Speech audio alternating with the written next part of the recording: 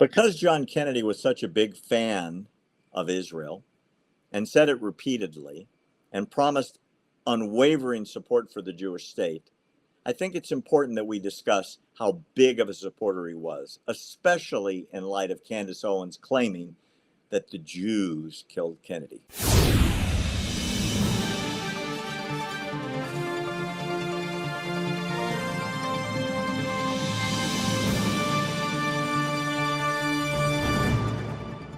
The insanity aside, I wanted to educate some people about John F. Kennedy. Of all the presidents of the United States, he may be one of, or the most pro-Israel president America has ever had. I downloaded. Next to Trump. Oh, I mean in the past. Oh, okay. And yeah, that's a fair statement. You know, and I mean he's way up there, and as far as I'm concerned, there is absolutely no question that Trump is very similar to Kennedy in his support for Israel. I mean, I'm looking at the speech. This was given in 1960. He goes Maybe on, that's why they had him taken out, because of his support for Israel. But did they ever? AIPAC is Israel. That's but my point is, no. Yeah, but did they ever consider that's the reason why they took him out? Maybe did they? I'm talking about like Candace Owens. Did she ever consider that might have been part of the reason why they took JFK out? Because he was so supportive of Israel. But she said it's the opposite. What she I know says exactly. The Jews killed him. Yeah, but that's my point. Did she? I'm just wondering. Did she ever take in consideration that she's completely wrong, and the reason why? Part of the reason. Not the only reason, part of the reason, because his support for Israel. I mean, they hate the fact that President Trump support Israel. He moved the embassy to Israel. They hate it. They can't stand it. I mean, it's like demonic demons came out of him. Sorry to interrupt, but it's just like, you have to put two and two together at some point. Sorry to interrupt you. No, I'm fine with that. I'm looking through the speech as I'm listening to you. Maybe what I should do is just post this thing. It is so phenomenally pro-Zionist, and he calls himself a Zionist, and he talks about Zionism, which is the yearning for the Jewish people to return to Zion, Jerusalem, which was foretold in the Bible. Yeah. Right. So why would AIPAC take him out then? Well, of course they wouldn't. He's the best friend they ever had next to Trump. It's like saying AIPAC's going to kill Trump next. No, they're not. They worship Trump.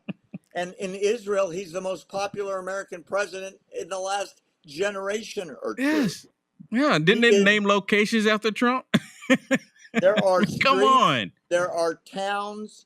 There are buildings. They have his picture up. They love Trump. They love Trump. They hate Biden.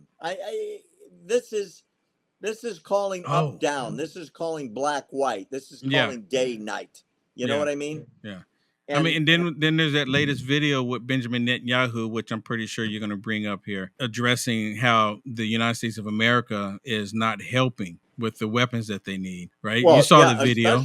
Especially since the Congress passed it and the Secretary of State said you're getting it, and Biden all by himself or somebody in the White House blocked it. Didn't they impeach another president over allegedly doing the same thing? You remember? Oh, yeah, that guy. And then it ended up being a phone call. Party. That's the other party. I mean, come on. Before we leave this subject, I want to make it clear that he goes on and on and on that America will guarantee we will act with whatever force and speed is necessary to halt any aggression against Israel. I mean, he was so supportive of Israel. It's unbelievable. He was calling for a peace. This was 1960. Remember, the Six-Day War was in 67. So Israel had the tiniest borders you can imagine at that time.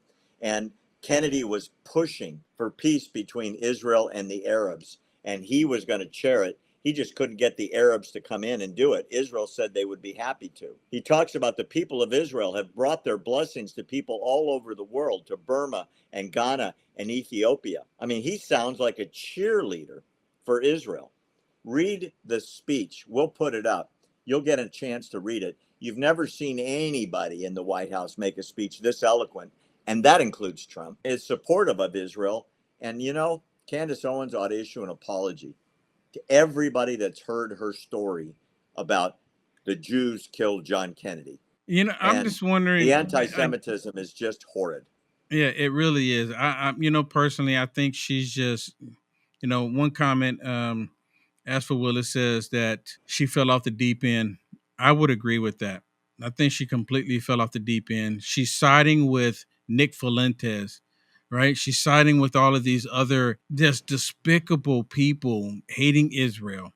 It doesn't make any sense. Again, let me be clear about something. Liberalism exists everywhere. If we're talking about liberals for certain things, there's liberals in America. I can't stand them. There's liberals in Australia. I can't stand them. There's liberals in Israel. I can't stand them.